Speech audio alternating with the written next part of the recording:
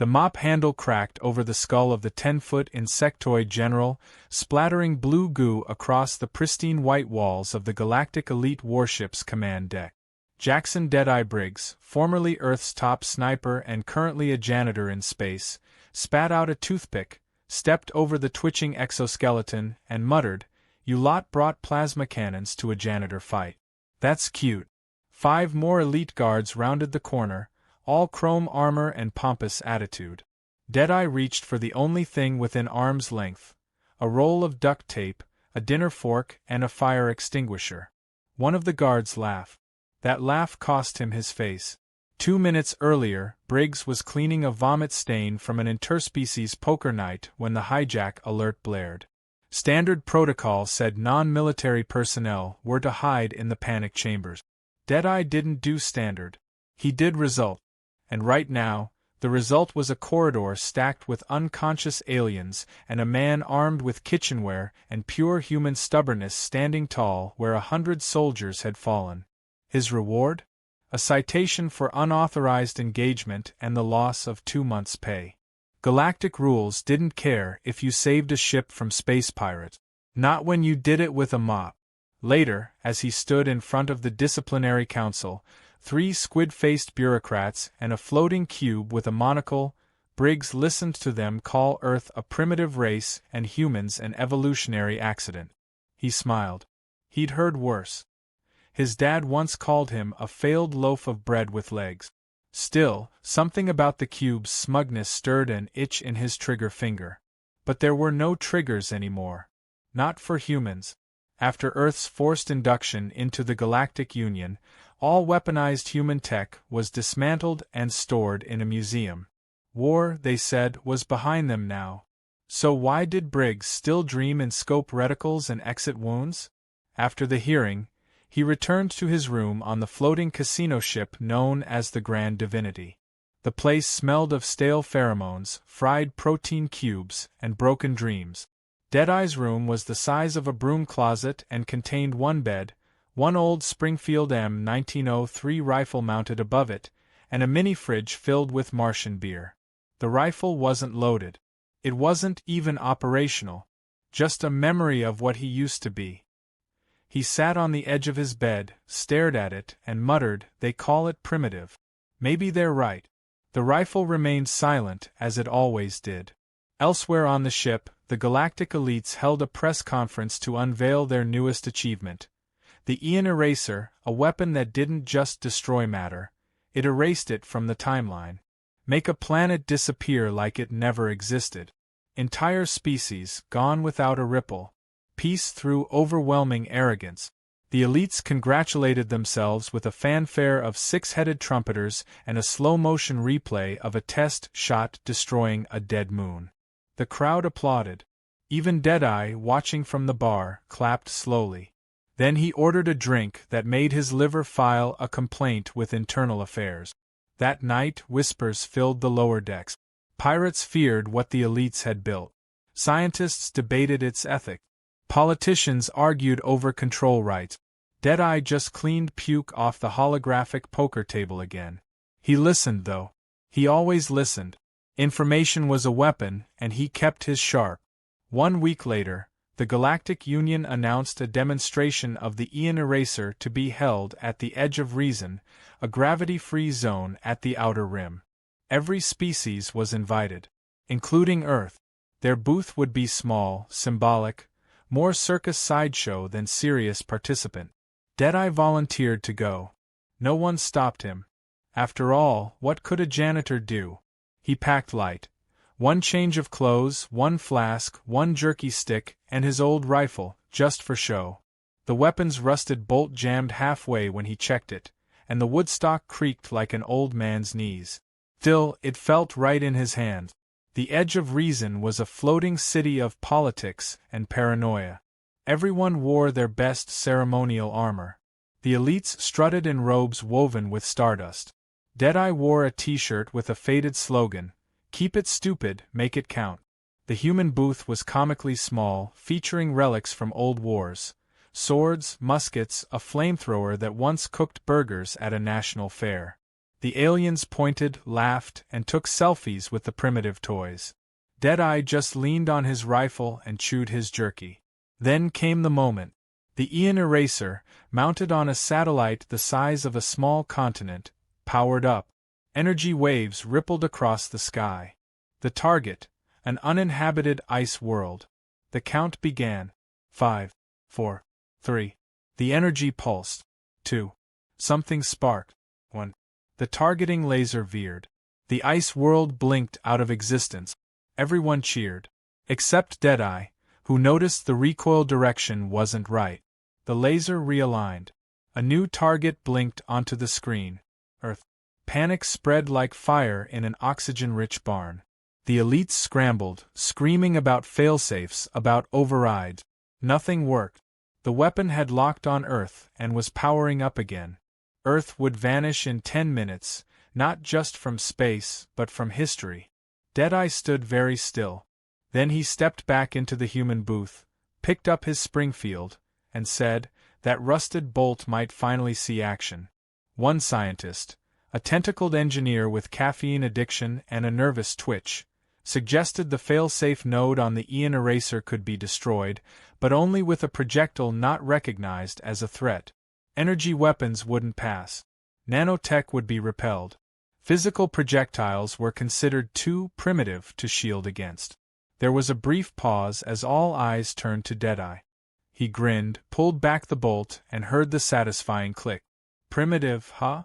Let's see how advanced that shield really is. He walked to the edge of the viewing platform, looked out into the endless vacuum of space, and calculated. Distance, nearly 1/3 miles. Wind, none. Gravity, negligible. Pressure, 0. Bullet drop, irrelevant. Just him, a target, and a planet about to vanish. The aliens chuckled. The council whispered. Someone placed bets. Deadeye whispered to the rifle, "All right, old girl, one more dance." And with that, Jackson Briggs, janitor, joke, and former sniper, took a knee, leveled the antique weapon, and took the shot that would either save a planet or turn humanity into a footnote in someone else's history exam. The bullet flew, and silence followed. The bullet was still traveling through space, a tiny hunk of metal spinning in the vast silence, while the Galactic Weapons Expo of Doom unfolded into a grotesque spectacle of superiority and mockery. Above the glittering spires of the Edge of Reason, a floating fortress city balanced on gravity fields and smug self-congratulations, the elites strutted their over-engineered brilliance like peacocks with PhDs in destruction. Holograms of star-warp torpedoes, gravity imploders, and neural disruptors danced around every corner. Booths staffed by species with more eyes than ethics displayed war machines that could crush continents with a sigh. Each device more ridiculous and pointlessly sophisticated than the last. One weapon fired time loops. Another rearranged molecular memories. Another, called the Philosopher's Bang, could reportedly rewrite reality using theoretical sarcasm. The crowd applauded like toddlers at a magic show, never stopping to ask who they were clapping for. At the center of it all stood the pride of the elites. The Ion Eraser, now freshly polished from its first successful test. An array of crystalline panels shimmered across its hull as it loomed above the horizon like a vengeful god made of diamonds and bureaucracy. The crowd's admiration was only rivaled by their fear, and that was exactly how the elites liked it. Dozens of high-ranking officials floated through the corridors of the viewing platform, cloaked in flowing robes that defied gravity and fashion. One of them, a translucent being made entirely of vibrating light, gave a condescending lecture titled Primitive Species and Their Delusions of Relevance. Attendees laughed. A montage of human weaponry played beside him, ending with a slow zoom on a caveman holding a rock. That segment got a standing ovation. Down by the human booth, tucked between the intergalactic snack dispensary and a stand selling living hats, Deadeye Briggs lounged on a folding chair.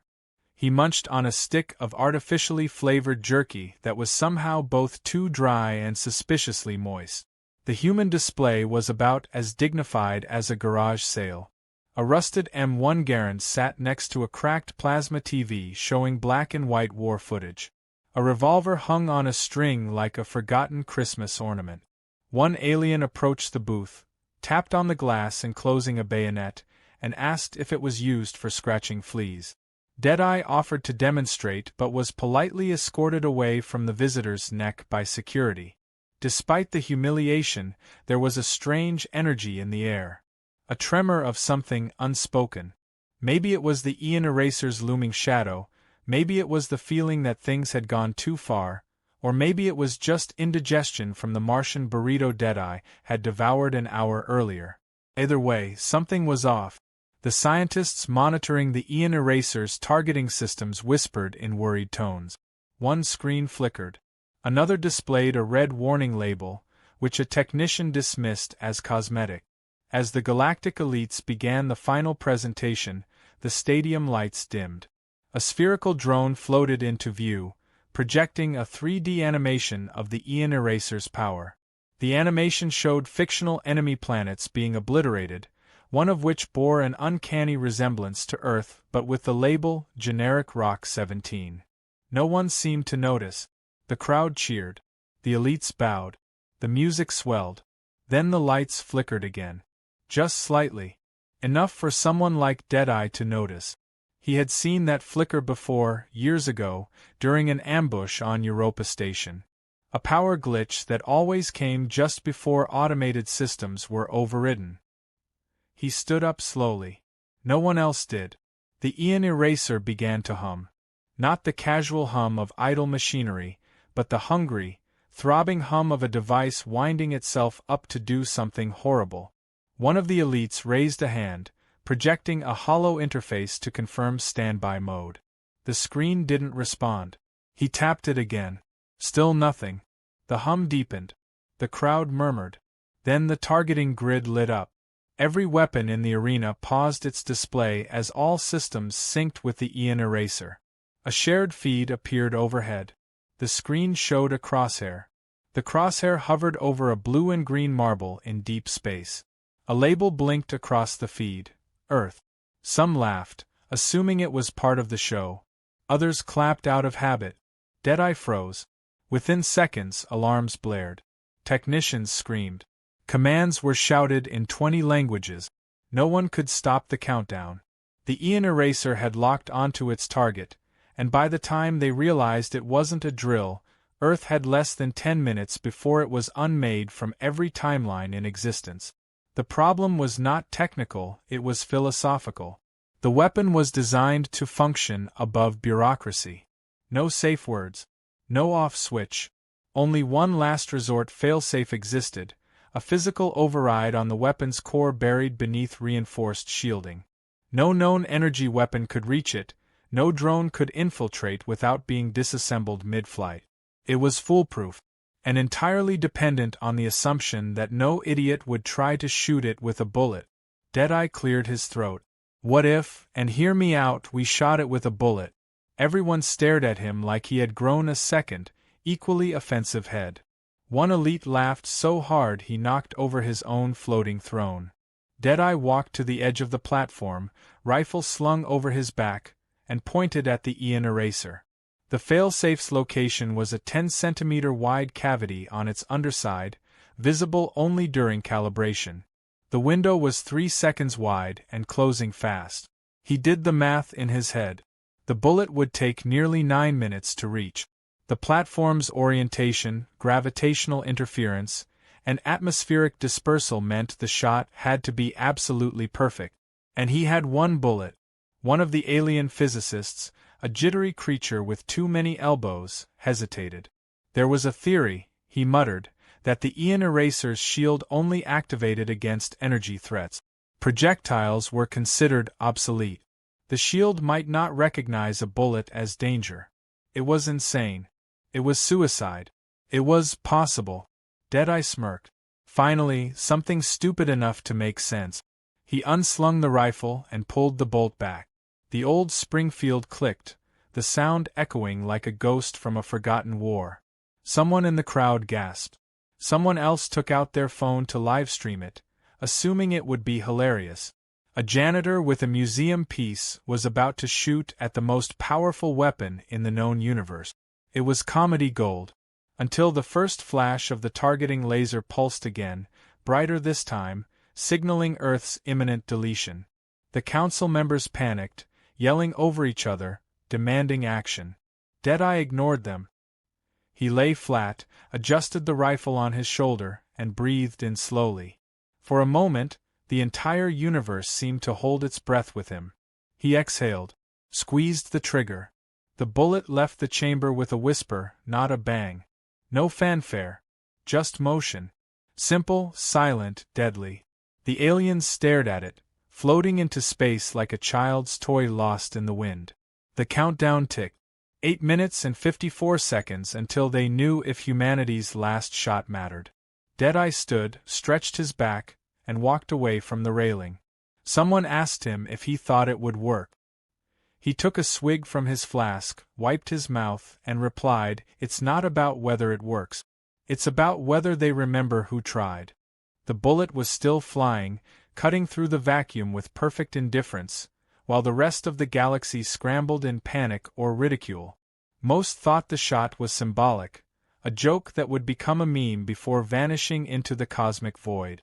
Others were too busy drafting evacuation plans for Earth, trying to calculate which backup timeline might still exist after the Aeon Eraser did its job.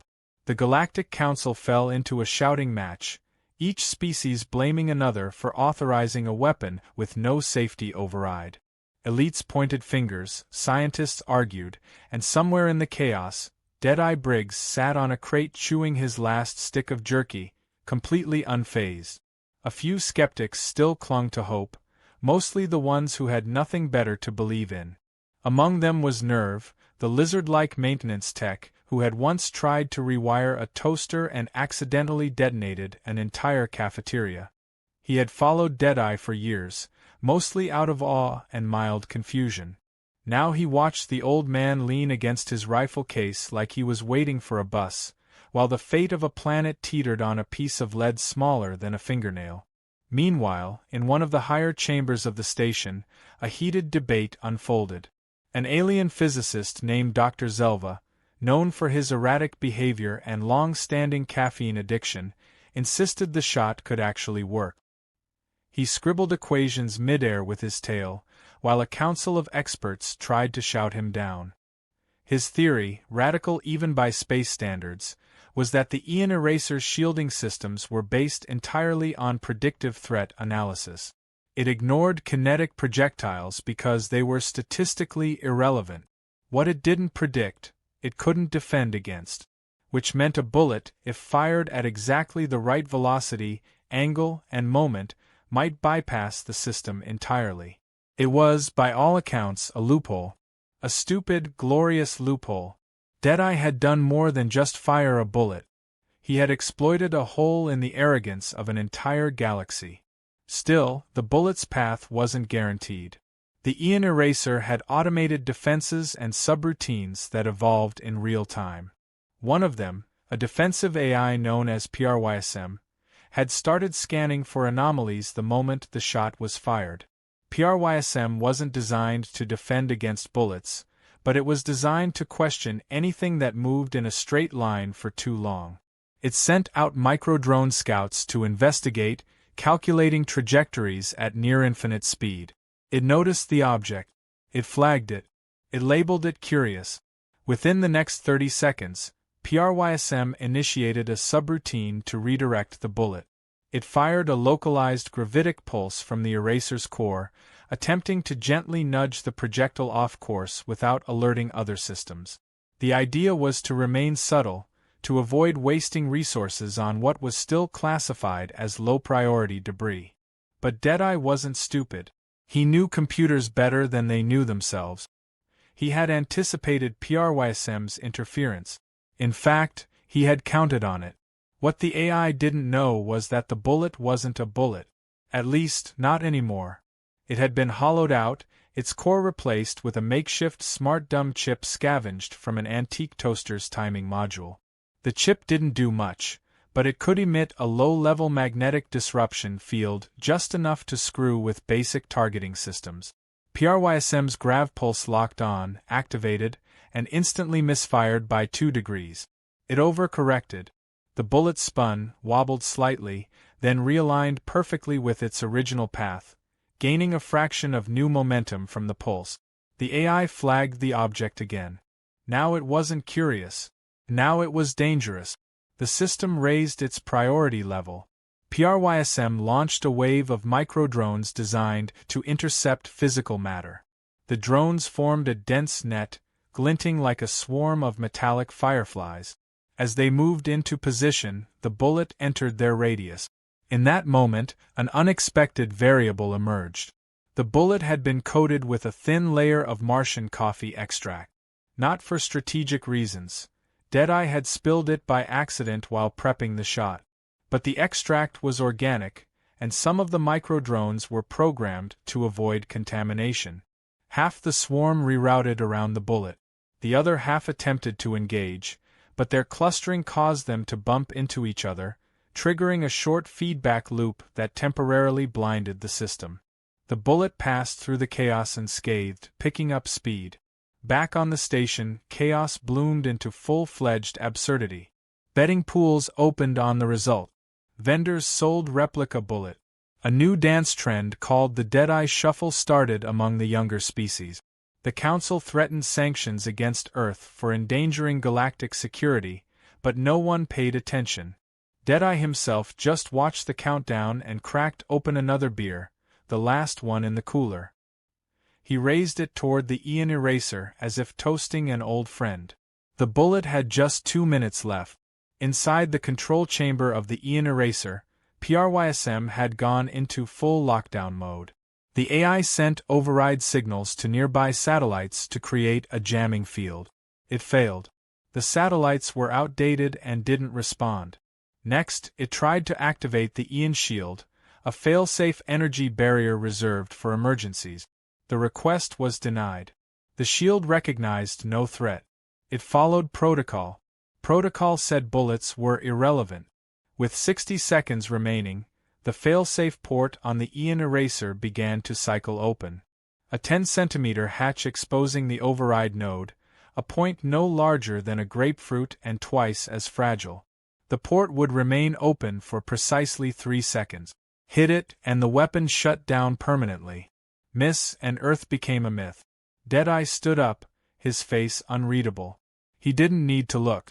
He had already looked 100 times. The math had been done. The angle was right. The wind was nothing. The drop was 0. The timing was perfect. He had not aimed for the target. He had aimed for the moment. The port opened. The bullet flew in. The impact was silent. No explosion. No sound. Just a flicker of light and a soft ripple across the Ion Eraser's hull. Then the humming stopped. The countdown froze. The screen blinked once, twice, then displayed a single word in a dozen languages. Deactivated. For a moment no one spoke. Then the cheering began. Wild, thunderous, chaotic. Species that had never agreed on anything before were now dancing in unison. The Council stood slack-jawed. The betting booths exploded in debt. And Deadeye, old, tired, slightly drunk, leaned back and said the same thing he always said after a good shot. Called it. Somewhere deep inside the station, PRYSM ran its last protocol.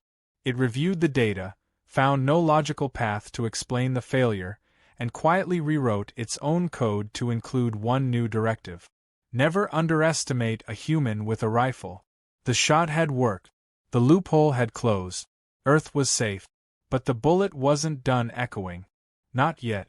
Jackson Briggs didn't smile often, but as the Ion Eraser's massive core flickered and shut down like a dying god swallowing its pride, he allowed himself a slow, deliberate grin. The kind of grin that only came from taking a 1 in a billion shot, betting everything on physics, instinct, and a little Martian coffee, and watching the universe blink first. Around him, the crowd erupted into chaos of the celebratory kind. Aliens danced, cried, laughed, and in the case of one gelatinous species, exploded in a cloud of joyful mucus. Cheers echoed across the edge of reason. Live feeds streamed the moment across the galaxy. Deadeye's name surged to the top of every trending board. He had just become the most accidentally famous man in the known universe. But as with any grand moment in history, the celebration did not last. Within minutes, the cheers turned to whispers, the applause to arguments. The Galactic Council, still reeling from being shown up by a retired janitor with a museum piece, scrambled to regain control of the narrative. Representatives of elite races took turns spinning the story in their favor. Some claimed it was a fluke. Others insisted the bullet had simply triggered a malfunction that would have occurred anyway. A few even suggested the entire event was staged for political gain. The humans, once a galactic punchline, were now being treated like suspicious anomalies. Dangerous variables in a finely balanced equation of control and illusion.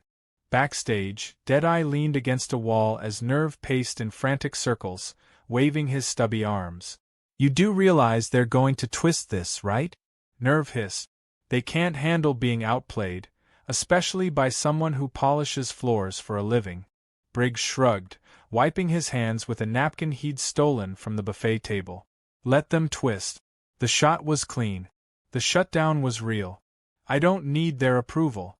"You don't," Nerve said, eyes darting nervously. "But Earth might. You humiliated them with a relic. They're not gonna forget that." Deadeye knew he was right. He had fired a bullet that cracked open more than a weapon. It cracked pride, power structures, and centuries of unchecked superiority. And for that, someone was going to make sure there was a price. Within the hour, Earth's representatives were called into a closed-door session. Deadeye, predictably, was not invited. But his name echoed in every sentence, every accusation, every smug remark. The elites wanted to ensure this victory would not turn into influence. They proposed a motion to restrict humans from accessing any strategic positions in the Galactic Union. Too reckless, too unpredictable, too dangerous. The fact that Jackson had saved a planet with a single shot seemed to matter less than the embarrassment it caused. While the council bickered, Deadeye wandered through the quieter halls of the station. He didn't need to hear their verdict.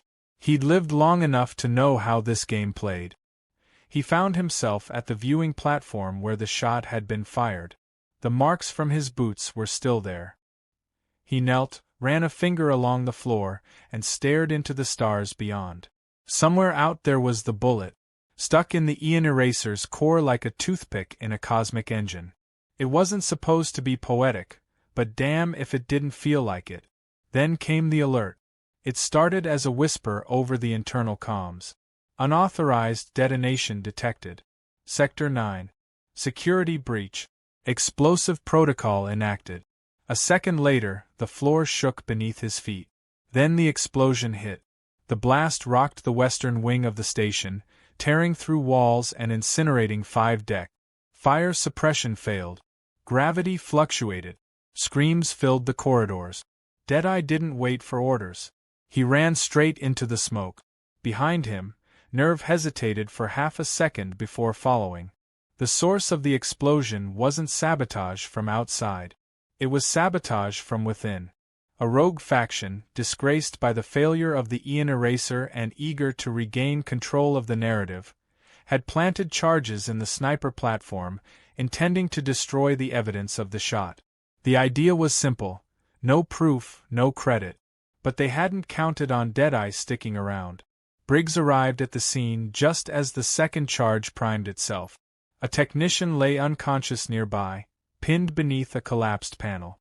Without hesitating, Deadeye yanked the panel off, slung the tech over his shoulder, and dove out of the chamber as the floor behind him erupted in flame. The explosion missed him by seconds. The shot may have been clean, but the fallout was getting dirty. Back at the emergency bay, Deadeye dropped the tech onto a medical pod and turned to Nerve. "Who benefits from covering this up?" Briggs asked, eyes narrowing. "Anyone who didn't want that bullet to work," Nerve replied. "And that's half the council. Then we make sure they never get the chance to rewrite it, Deadeye growled.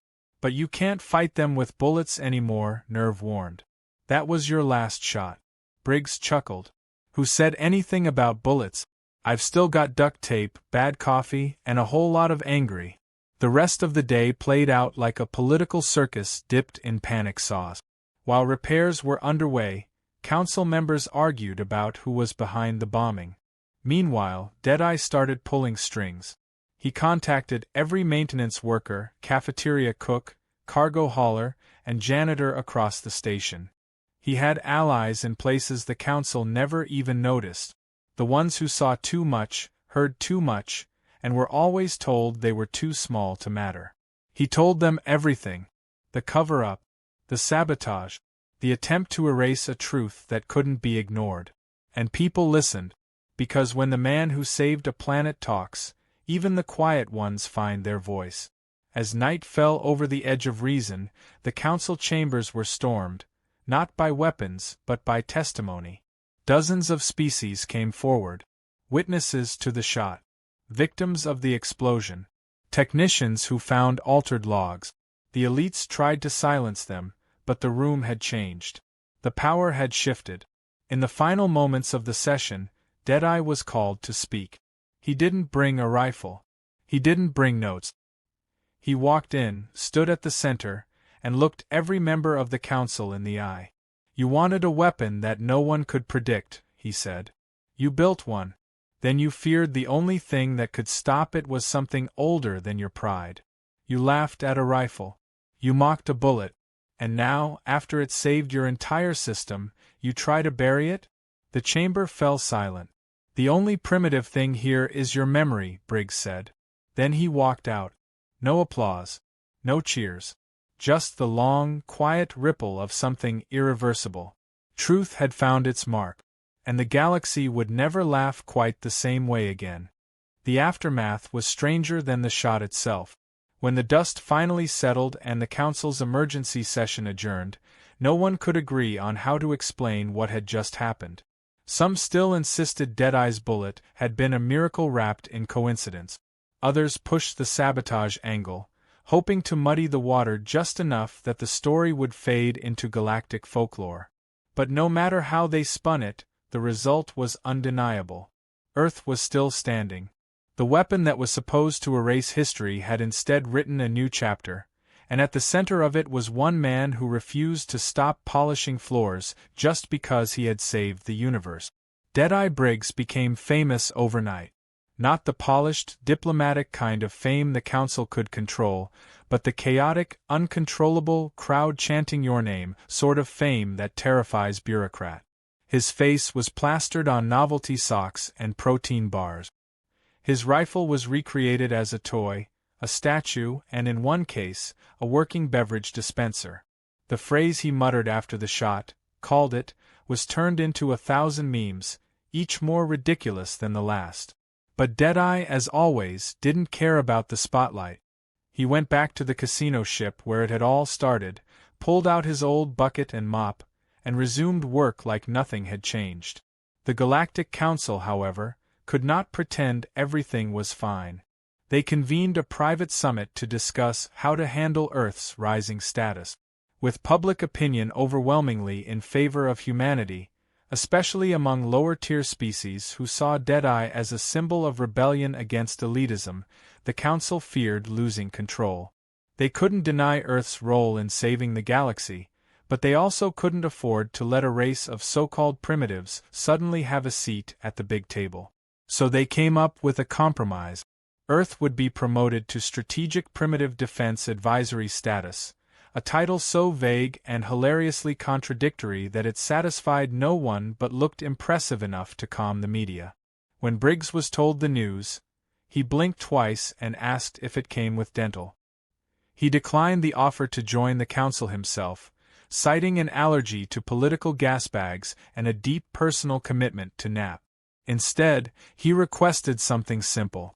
A burger stand on Mars. Not a position. Not a rank. Just a place to serve food the way it used to be, with grease, flavor, and no intergalactic nonsense. The burger stand opened within the month, painted red and white with a neon sign that read Deadeye's Diner. The place had no chairs, only upturned ammo crates and a half-rusted shipping container for a kitchen. Still, people came. Not just humans. Aliens from across the sectors traveled there to meet the man who had outshot destiny. Some came to ask questions. Others came for advice. Most came for the fries, which were universally agreed to be dangerously addictive. Briggs never turned anyone away, but he never gave lectures either. He just listened, cooked, and occasionally handed out a piece of unsolicited wisdom wrapped in greasy paper. Meanwhile, the cultural shift was underway.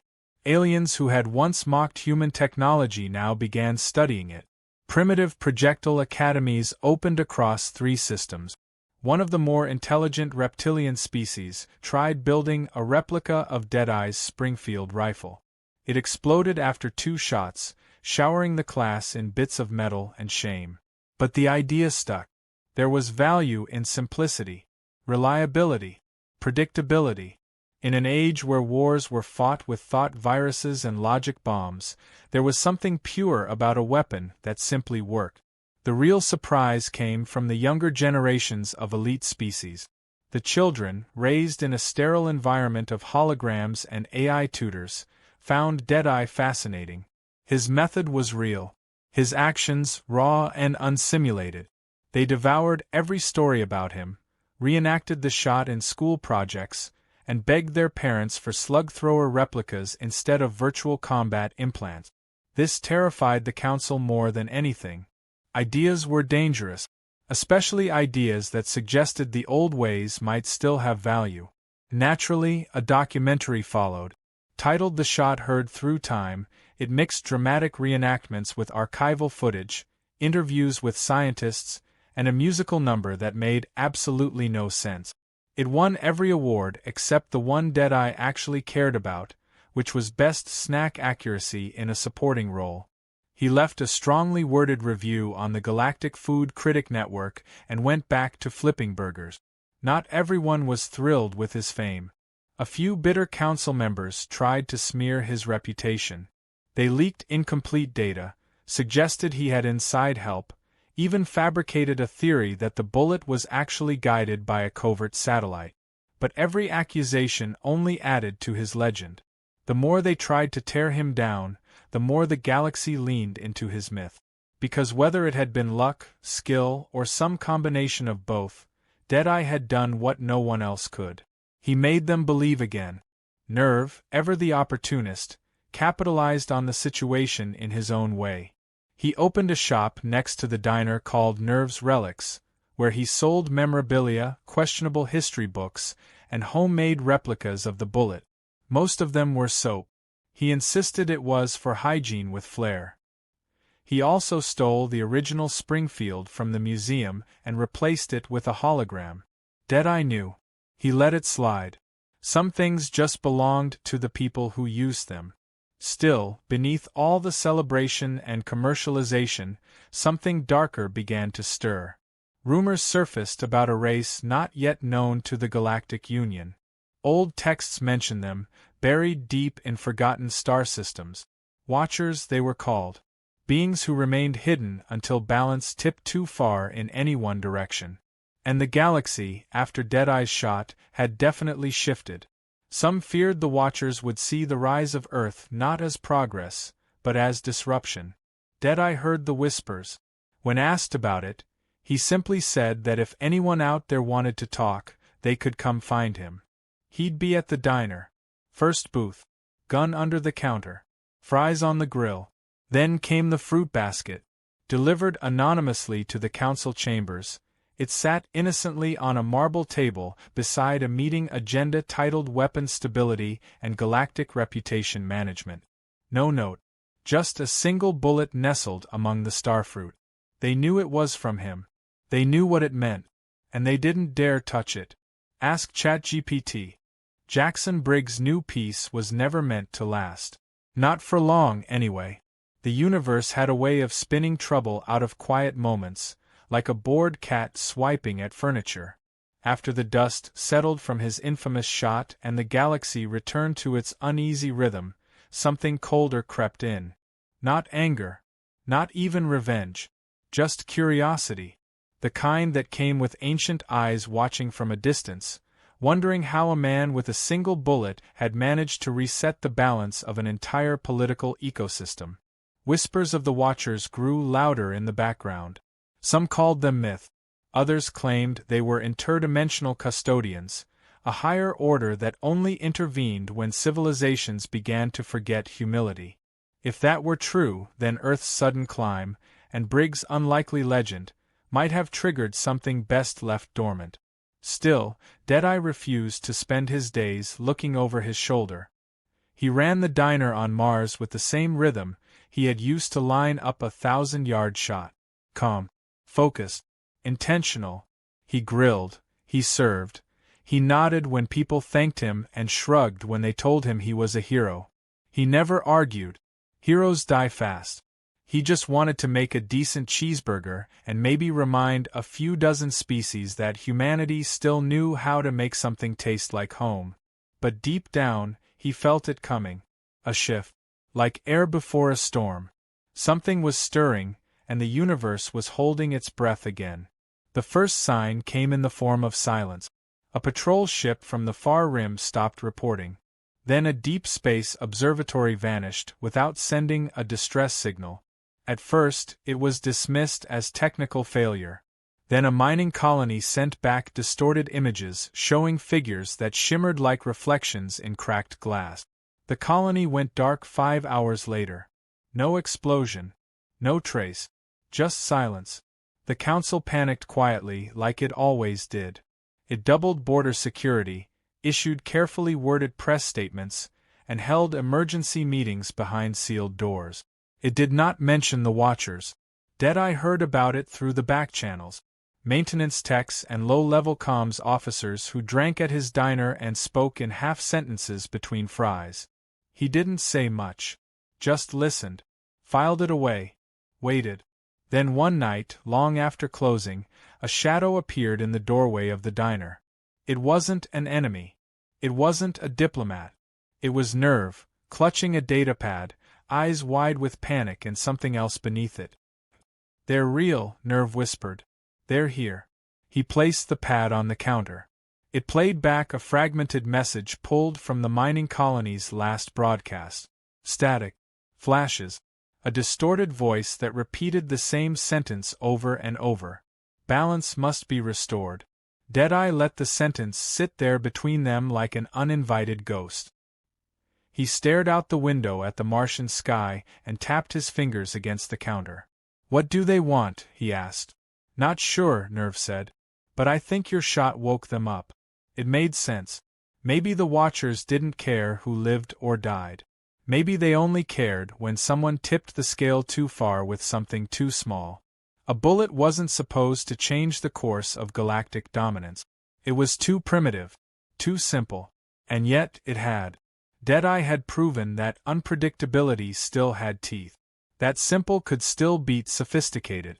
And maybe that had made the universe look unstable in the eyes of those who wanted perfect symmetry.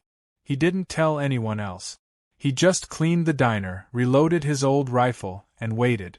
The Watchers arrived without ceremony. No fleets. No grand announcements. They simply appeared, folding into reality like thoughts stepping out of a dream. One moment the sky was empty, and the next it was full of silent ships shaped like questions. No engines. No lights. Just presence. And from each one a figure descended. Tall. Shifting. Made of material that refused to be described in any one language. They didn't speak, not aloud. But every mind on Mars felt the same thought at once. A request. Bring us the one who defied the inevitable. Deadeye stepped outside. Looked up. Took off his apron and tossed it onto a crate. He didn't say goodbye. Nerve followed him, carrying the rifle wrapped in its cloth. Deadeye accepted it with a nod, then walked toward the beings that had judged entire civilizations without ever drawing a weapon. The meeting happened without witnesses. No recordings. No transcripts. Just Deadeye, the rifle, and the Watchers on a field of red dust under a silver sky. Whatever was said or not said stayed between them. What mattered was what happened after. The Watchers left. No one knew why. No one could guess what made them stand down. Some believed Deadeye offered a deal. Others believed he threatened them in a way only a man with nothing to lose could. A few wild theories said the rifle itself was a relic from before time and recognized him as one of its own. Deadeye never corrected any of them.